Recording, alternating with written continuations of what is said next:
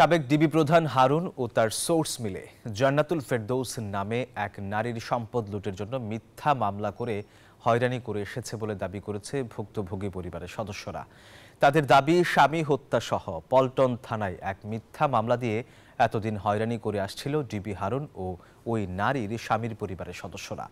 সকালে ঢাকা রিপোর্টার্স ইউনিটিতে এক সংবাদ সম্মেলনে এই কথা জানান ভুক্তভোগী পরিবারের সদস্যরা।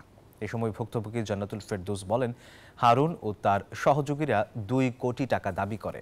টাকা না দেওয়ায় পল্টন থানায় মিথ্যা মামলা দিয়ে তার পরিবারকে হয়রানি করে। এ সময় পরিবার তাদের নামে মিথ্যা মামলা প্রত্যাহারের দাবিতে প্রধান উপদেষ্টার কাছে আবেদন জানিয়েছে। যেখানে কোর্টের থেকে আমাকে অব্যাহতি দেওয়া হলো এবং পল্টন থানার পুলিশ আমাকে অব্যাহতি দিল, ডিবি হারুন আমাকে তার অফিসে নিয়ে ঢাকায় নিয়ে বলল 2 কোটি টাকা তুমি আমাকে দাও, আর না হলে তুমি আসামি হও। তা আমি অলরেডি আসামি হয়ে আমি আমার পুরো ফ্যামিলি নিয়ে আমি জেল খেটে আসছি। গতকালকেও আপনাদেরকে একটু মেসেজটা দেখাই যে গতকালকেও আমাকে প্রাণনাশের হুমকি দিয়েছে তারা, আমি যেন এই সাংবাদিক সম্মেলন না করতে পারি।